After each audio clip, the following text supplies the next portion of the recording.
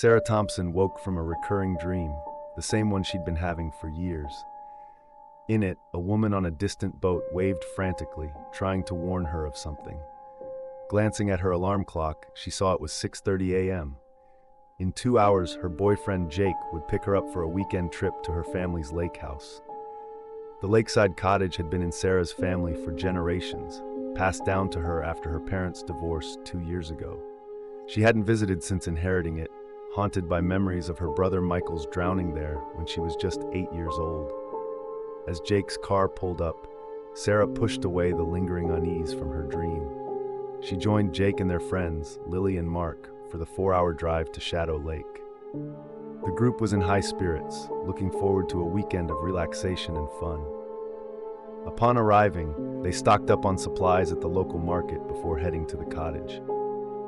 The lake house was just as Sarah remembered, a quaint 2-bedroom structure with a screened-in porch overlooking the serene waters of Shadow Lake.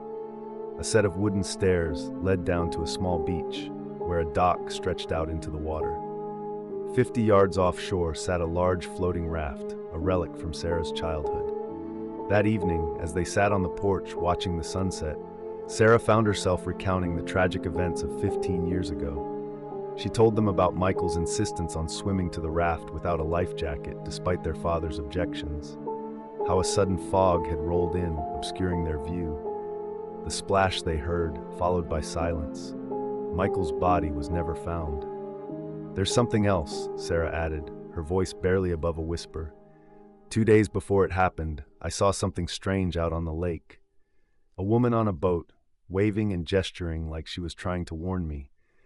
But when I pointed her out to my family, they couldn't see her. I've dreamed about it ever since."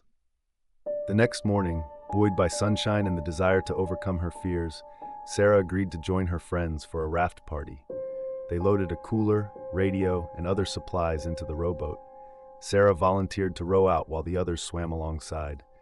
As they settled onto the raft, the day seemed perfect. They lounged in the sun, drinking beer and listening to music on Lily's portable radio. But as the afternoon wore on, a strange fog began to roll across the lake. "This isn't right," Sarah muttered, a chill running down her spine despite the warm day. Fog like this doesn't form in the afternoon. The mist thickened rapidly, obscuring their view of the shore. When it finally cleared, they found themselves adrift in what appeared to be the middle of a much larger lake. The shoreline was barely visible, and there was no sign of any cottages. Panic set in as they realized the rowboat had somehow become untied and drifted away. Jake, confident in his swimming abilities, volunteered to swim to shore for help. Despite Sarah's protests, he dove in. What happened next defied explanation. As Jake swam, he began to change. With each stroke, he seemed to grow younger. By the time he was 30 feet from the raft, he looked like a teenager. Moments later, he was a child, then a toddler, crying out for help. Mark dove in to save him, but as he swam, he too began to de-age. Within minutes, both men had regressed to infancy and disappeared beneath the waves. Sarah and Lily huddled together in shock, unable to process what they just witnessed. The radio, which had been playing current hits, now crackled with news about President Eisenhower and songs from the 1950s. As a new yellow haze enveloped them, Lily suddenly stood up. "Do you hear that?" she asked, her eyes distant. "It's my grandmother's voice. She's calling me." Before Sarah could stop her, Lily walked off the raft, seeming to float on the misty air before vanishing. Left alone, Sarah curled up in the center of the raft, drifting in and out of consciousness. When she finally awoke, the fog had lifted, and she found herself back near the familiar shoreline of Shadow Lake. As the raft drifted past her family's cottage, Sarah saw a group of people on the beach. Using binoculars, she was shocked to recognize her younger self, her parents, and her brother Michael, all as they had been 15 years ago, just days before the drowning. With dawning horror, Sarah realized she was reliving her childhood vision. She was the woman on the boat, desperately trying to warn her younger self.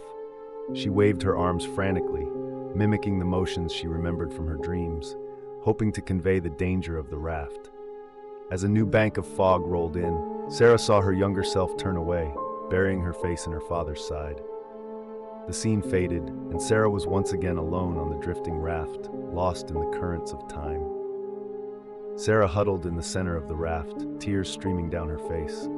As the fog pressed in around her, cold and bitter, she wondered not just where she was going next, but when. The radio crackled with static, a haunting reminder of the timeless trap she found herself in, condemned to relive her warning unheeded for eternity.